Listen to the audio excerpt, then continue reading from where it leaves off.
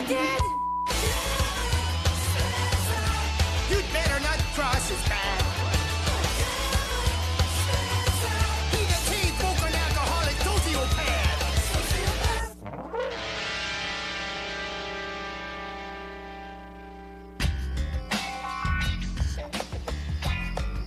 Because Kevin wanted to see how normal families lived, he was using a stolen video camera to spy into the Bensons' master bedroom. The Bensons had been married for almost 12 years, so Kevin really never saw them having sex. Most of the time, Mrs. Benson lay in bed reading romance novels while her husband did their taxes.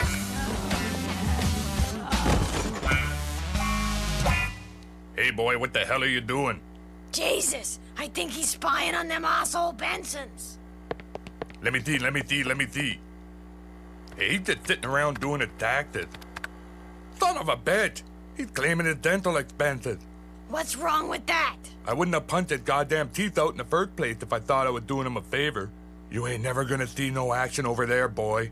You should go down to the real porno studios and see how they do it. Maybe if you're good enough, you can work there like your mother did before she joined the rodeo. Oh, stop it! You're embarrassing me. I only made a few films. At least it's better than watching some toothless old prick doing his taxes.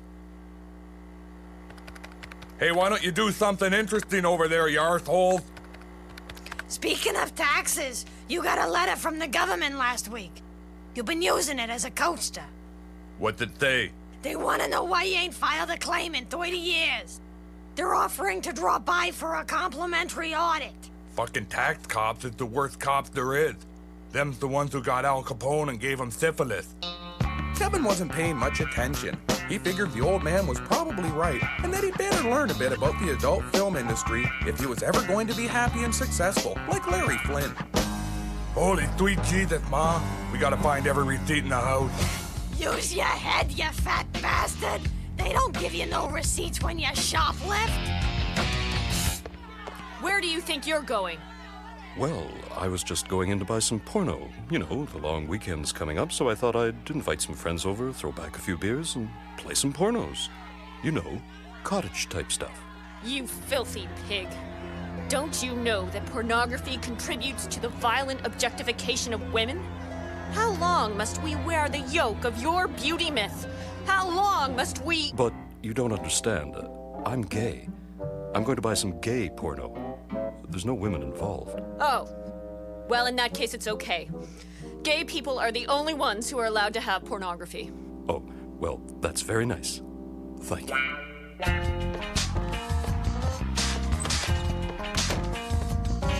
Welcome to the Porno Film Studios Tour. We're dedicated to bringing you only the finest entertainment for the whole family. Oh, wait. Did I say the whole family? Whoa, what was I thinking? Sorry, bringing you the finest in adult erotica. Now, some of you might want me to answer the question, what is porn? Ain't it when people are doing it in the pictures so's other people can watch them doing it? In the pictures, like? And some others might want me to answer the question, what is rhetorical? But I'll get to that later. Let's look at this ancient Grecian urn. It has a picture of a man and a woman expressing their passion physically. 2,000 years ago, it might have been called pornography, but today it's called art. Now, let's look at this recent film produced by our studios.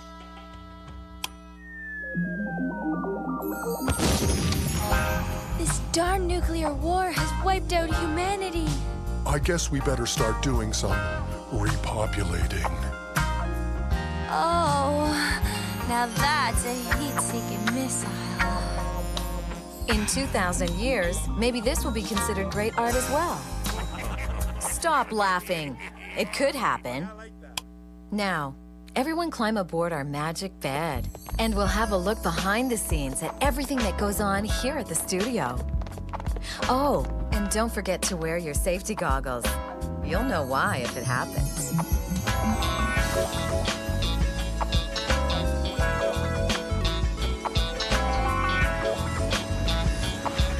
Here's where we perform the voiceovers that translate all our films into different languages. For example, right now our voice artists are performing a French version of a recent film for our European market. Bonsoir, mon amour. Je t'aime. Voulez-vous coucher avec moi ce soir? Mais oui, mon petit chou, approche-toi. Now, notice the difference in the voices we use for our Quebec market. Hey bébé, qu'est-ce que tu fais là? C'est tabarnak, suce ma graine grosse plate. Yeah, tabar... Oh, oh! Yeah, oh, oh, tabar... Oh, oh, oh, yeah! Oh, oh. And in this room, we're about to film a scene for another one of our epic films. If you like the film Twister, you'll love Tornado Girls. Action. Whoa, that tornado sucked everything off the farm. Not everything. I sure bet that I could show that darn tornado a thing or two about sucking. Sweet, baby. Sweet. Kevin was learning all kinds of interesting things. He never suspected that the music for porno films was actually played by a band live on set. Excuse me, CJ, but I have a problem with this scene. Cut. Take 5, guys. It's all about this lubricant. It says it could cause birth defects. Ah, what do you care? You had a vasectomy 2 months ago. That was a bicycle accident, you idiot. You can't talk to me that way. If it wasn't for me, John Holmes wouldn't be where he is today. John Holmes is dead. Yeah, but he's a legend. Unlike you. You, porn man, are a has-been that never was. Now take off your pants, slap on that lubricant, and start acting like a professional. No one talks to porn man that way. I quit. No, man, you can't. If anyone believes that what we do here is art, if anyone believes in an industry that's honest and respectful, if anyone believes in porn man, then follow me.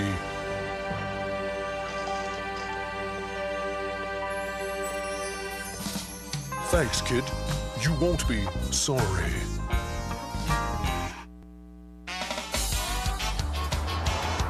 My buddy Charlie said you can help me with my taxes. Absolutely, sir.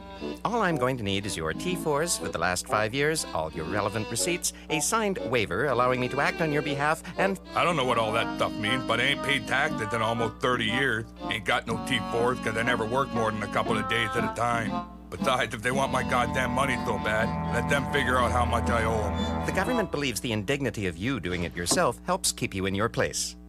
But considering your special work history, or lack thereof, you'll need a T7G special form. That's where we just forget about doing all the math and enroll you in an experimental workfare program to start chipping away at your tax debt right away. What do you think? I think I better get out of here before I kick your fucking nuts up around your throat. You wouldn't be the first. Tell your friends.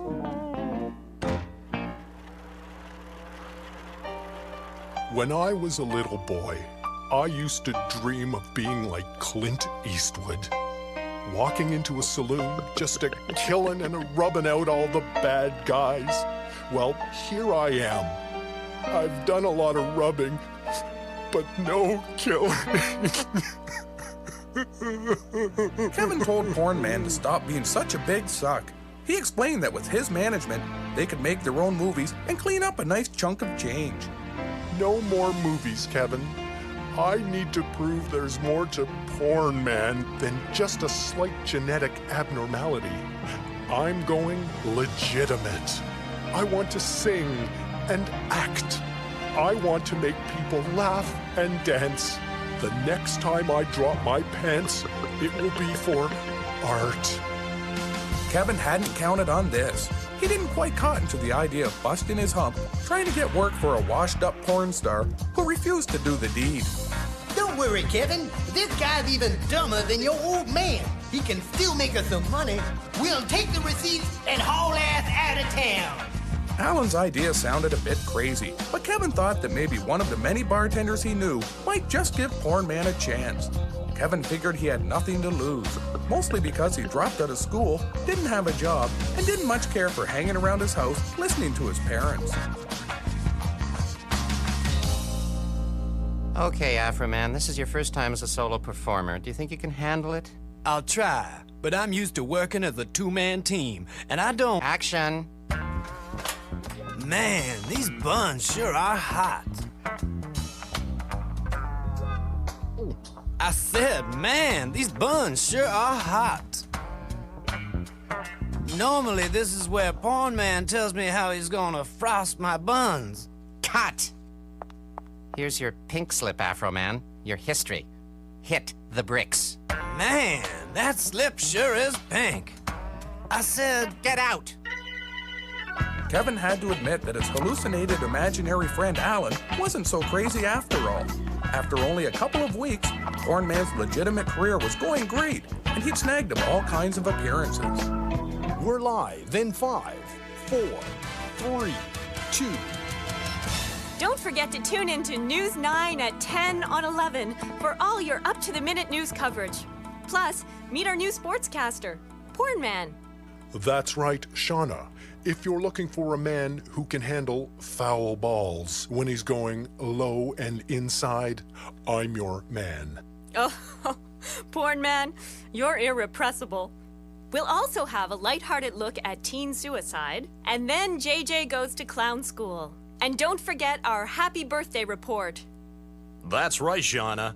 And today's birthday file, we give best wishes to Gertie Mulziger, who's 107 years young today, thanks to a court order denying her the right to die with dignity.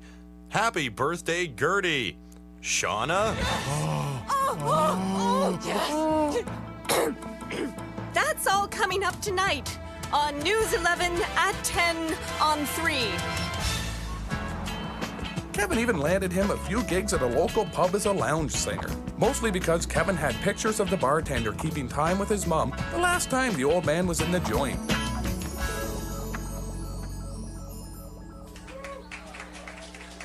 Here's a little tune I call Sweet Lucy. And it's for all you lovers out there at table 3. I know you're there, 'cause I can smell ya. Hit it, boys. Oh, baby, sweet, sweet baby, I got me a case of the hippie shaking, mojo making, earthquaking love of the sweet, sweet, sugary, tender, graceful ass. Ooh, your tender, graceful ass. Give me some of that sweet, sugary ass. Kevin was raking in a pretty good manager's fee, 80% off the top, so he decided to do some celebrating. 2 cough syrup and tonics. Well, thanks to you, Kevin, I'm a real entertainer now. I'm going to be a big-time local celebrity like, you know, that city councilor they arrested for having sex at the bus station. Finally, I'm getting the respect I've wanted all these years. Hey, somebody's got to pay for those, asshole. Soon, Kevin and Pornman were living the frenetic jet-set celebrity lifestyle. They started drinking together and buying hookers.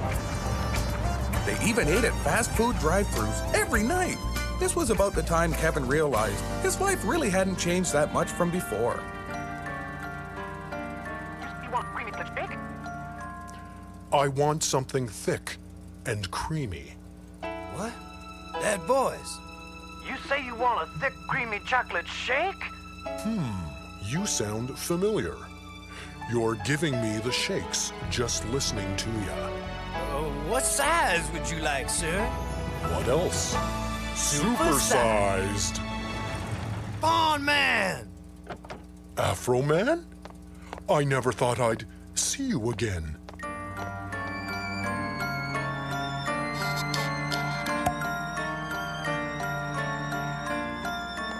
What are you doing here, Afroman? Oh, they fired me from the studio. I just couldn't do it without you. Give me a second chance. I gave you a chance when I quit. I asked you to come with me, but you turned your back. I was afraid, Pornman, but I was wrong. I'm begging you. Let me ask my manager. sorry, Afroman. From now on, I'm a solo performer.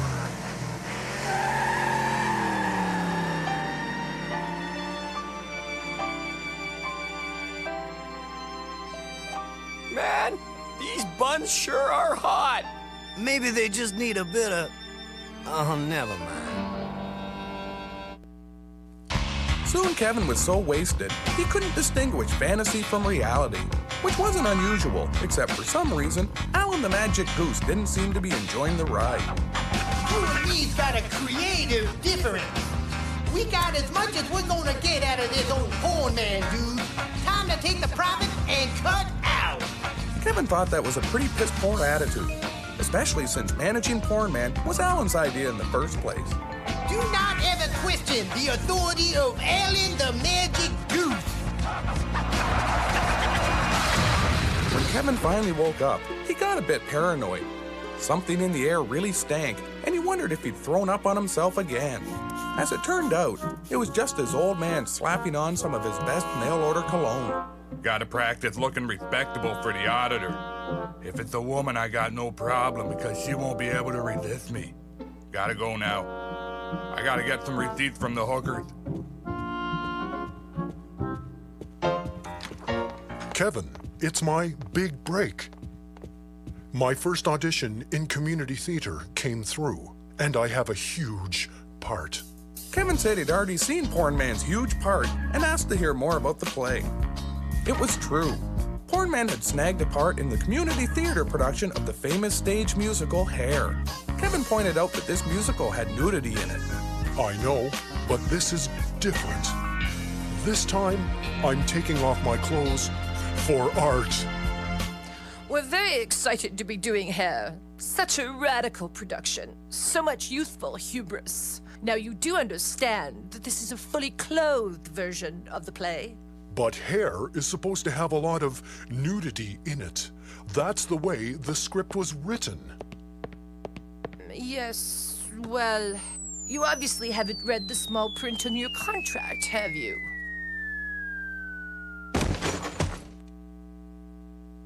Rehearsals start tomorrow. See you then.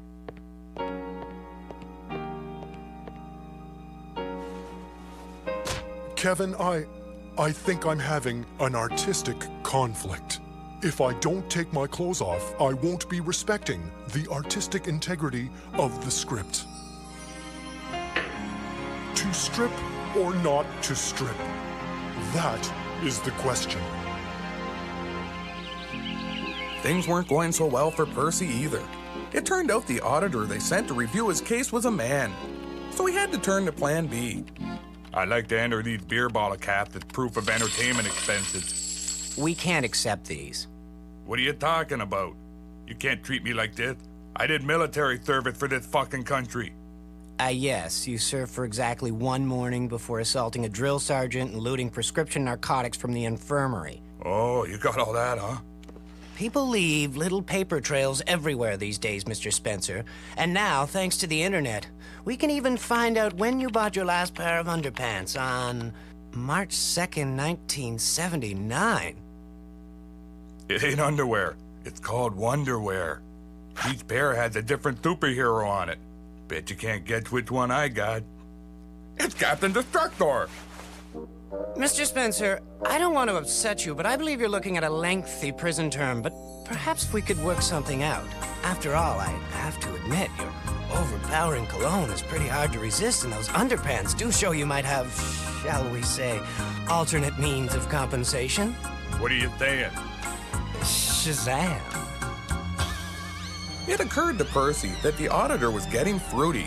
Even though he'd planned on romancing a woman, he started wondering if maybe it wouldn't be worth it after all. Wouldn't be so different from what they do to me in prison anyways.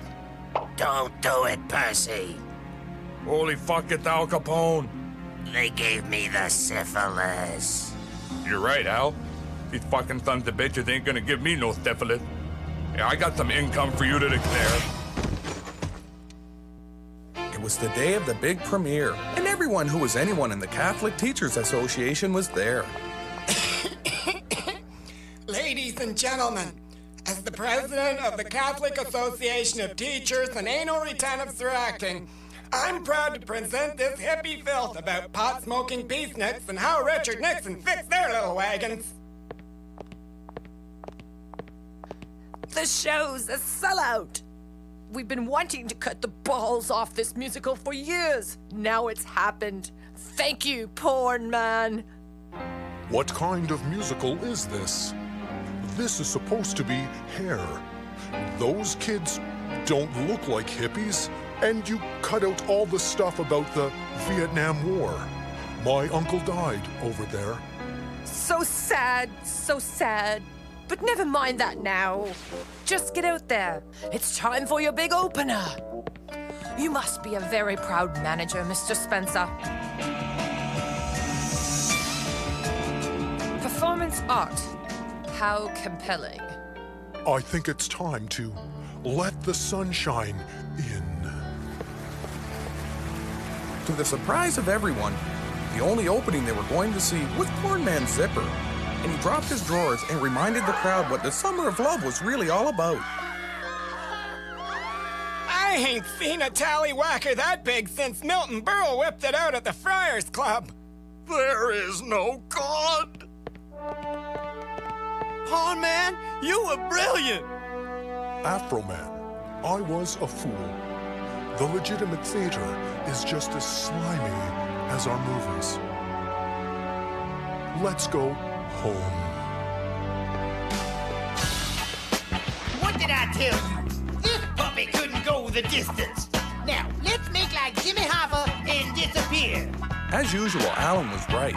And it was really starting to piss Kevin off. So he grabbed the box office receipts from the comatose theater producer, stole a car, and burned rubber for the city limits. The reviews for the play weren't very good, but Kevin didn't care. He had the money, and he still had his video camera. And if that wasn't a recipe for a good weekend in Montreal, nothing was. Why don't you be more careful where you're throwing your trash, you stupid prick? Oh! Careful with that thing, you son of a whore. Holy Christ, okay, I'm moving.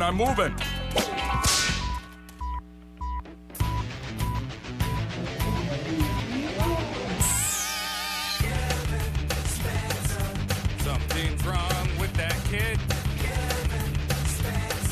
His head don't work, it never did.